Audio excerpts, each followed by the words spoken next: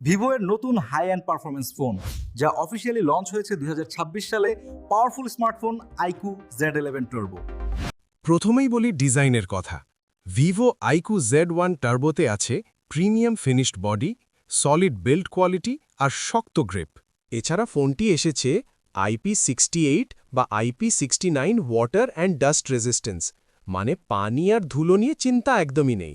এখানে ব্যবহার করা হয়েছে 6.59 ইঞ্চি AMOLED display, 1.5K resolution, 144 hertz refresh rate, HDR10+ support.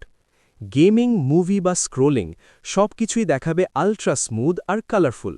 পারফরমেন্সের দিক থেকে এই ফোনটা একেবারে দানব। এখানে আছে Snapdragon 8 Gen 5 processor, 3nm flagship chipset, LPDDR5X RAM, UFS 4.1 fast storage, high graphics game, multitasking বা এআই কাজ সবকিছুই করবে ল্যাগ ছাড়া। আইকিউ এখানে দিয়েছে তাদের special ice dome cooling system এবং dedicated gaming chip. Long time gaming করলেও ফোন অতিরিক্ত গরম হবে না।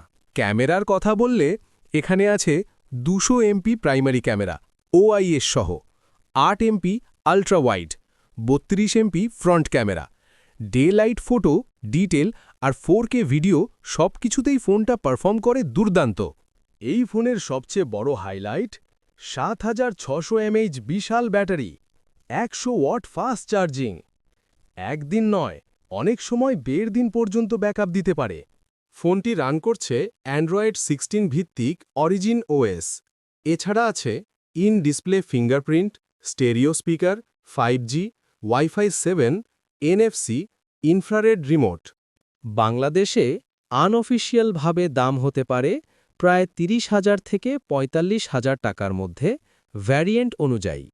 ভালো দিক: flagship level performance, 7600 mAh battery, 200 MP camera, 144 hertz AMOLED display. খারাপ দিক: অফিশিয়াল বাংলাদেশ ওয়ারেন্টি নেই, আল্ট্রা ওয়াইড ক্যামেরা সাধারণ মানের।